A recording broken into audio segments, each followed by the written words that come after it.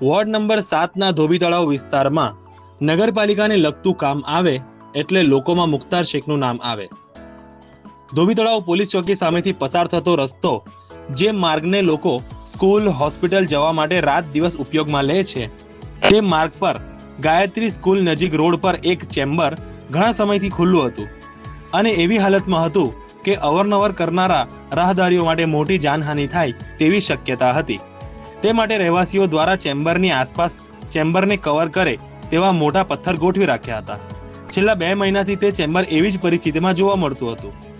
સમસ્યાનું નિરાકરણ લાવવા માટે રહેવાસીઓ દ્વારા મુખ્તાર શેખની જાણ કરવામાં આવી અને હંમેશાની જેમ ગણતરીના સમયમાં મુખ્તાર શેખ દ્વારા તેનું નિરાકરણ કરી આપવામાં આવ્યું.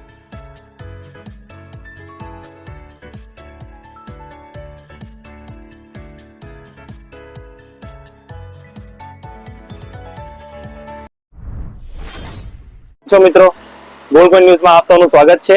આપણે આવ્યા છે ધોબી તળાવના વિસ્તારમાં અને આપણે એવી શખ્સિયત પાસે આવ્યા છે કે જેને હાલ ફિલહાલ કોઈ પણ ઓળખની જરૂર નથી. છેલ્લા 3 વર્ષથી લોકોની કામગીરીમાં સૌથી આગળ આવ્યા છે. આપણે આવ્યા છે મુખ્તાર શેખની પાસે. ધોબી તળાવ વિસ્તારના વોર્ડ નંબર 7માં ધોબી તળાવ પોલીસ ચોકીની સામેથી એક રસ્તો પસાર થાય છે, જે ગાયત્રી સ્કૂલ પાસેથી પસાર થતો હોય છે. અહીંયા આ રસ્તા પર ચેમ્બર જે તૂટી ગયું હતું, જે એકાદ મહિનાથી ચેમ્બર તૂટી ગયું છે, જે તૂટી જવાના કારણે અહીંયાના રહેવાસીઓએ એના પર પથ્થર મૂક્યા હતા કે કોઈના હાથે કોઈ જાનહાનિ ન થાય. કાલની રોજ 4 ડિસેમ્બર 2024ના રોજ રાત્રેના 11:30 વાગે મને આ જાણ કરવામાં આવી કે ગાયત્રી સ્કૂલના આગળ આવેલો રસ્તો જ્યાં ચેમ્બર તૂટી ગયું છે અને કોઈ પણ ગાડી જો અહીંયાથી પસાર થાય તો કોઈ મોટી જાનહાનિ થવાની પૂરેપૂરી શક્યતા છે. બીજે દિવસે સવારે 5 ડિસેમ્બરના રોજ હું સવારે આવીને અહીંયા જ્યારે અહીંયાનું દ્રશ્ય જોયું તો ખૂબ જ ચોંકાવનારું દ્રશ્ય હતું, કેમ કે અહીંયાની જ્યારે ચેમ્બરમાં જ્યારે જોયું તો ચેમ્બર તૂટી ગયેલું હતું અને કોઈ પણ ગાડીવાળો જો એના ઉપરથી પસાર થાય તો ખૂબ જ મોટો અકસ્માત થવાની શક્યતા હોય એવું મને લાગ્યું. અને બીજું કે અહીંયા સ્કૂલ પણ આવેલી છે અહીંયા નજીકના વિસ્તારમાં.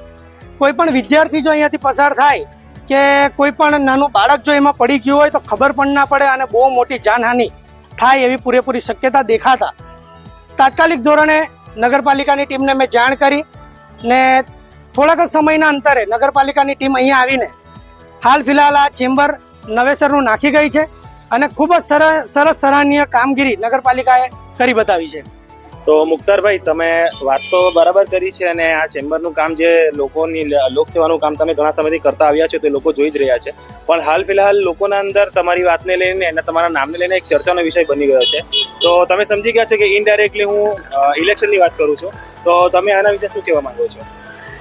ફિલહાલ તો હું માનું છું કે લોકોની સમસ્યા એનો સમાધાન લાવવો જરૂરી છે. ઇલેક્શન તો આવતા જતા રહે છે અને એવા ઘણા ઇલેક્શન આવશે જેને આપણે લડવું હોય તો લડી પણ લઈશું. પણ ફિલહાલ મારો ઉદ્દેશ્ય એ છે કે લોકોની સમસ્યાનું સમાધાન લાવવું. કેમ કે કોઈના સાથે મોટી જાનહાનિ બની જાય કે કોઈના સાથે મોટી દુર્ઘટના થઈ જાય એના કરતાં ઇલેક્શન મોટું નથી. કોઈની સાથે કોઈ અકસ્માત થતું હોય કે કોઈની સાથે દુર્ઘટના બનતી હોય એની સામે ઇલેક્શનનો કોઈ વેલ્યુ નથી. કહેવા માંગો છો કે સામાન્ય વ્યક્તિ પણ લોકોની સમસ્યાનું સરળતાથી નિરાકરણ લાવી શકે છે, તો પદ પર બેસેલો વ્યક્તિ કેમ નહીં? બરાબર છે? હાજી, મારે આ જ કહેવું છે. કેમ કે હમણાં હું પણ હાલમાં સામાન્ય વ્યક્તિ તરીકે કામ કરી રહ્યો છું અને એ બધા કામ કરી રહ્યો છું જે એક સભ્યએ કરવા જોઈએ. અને હું એમ નથી કહેતો કે કોઈ સભ્યએ શું કર્યું છે અને શું કરવા જોઈએ. મારે જેટલી મારી ફરજ પડે છે હું મારી રીતે મારી કામ કરી બતાવું છું અને આગળ પણ કરતો રહીશ.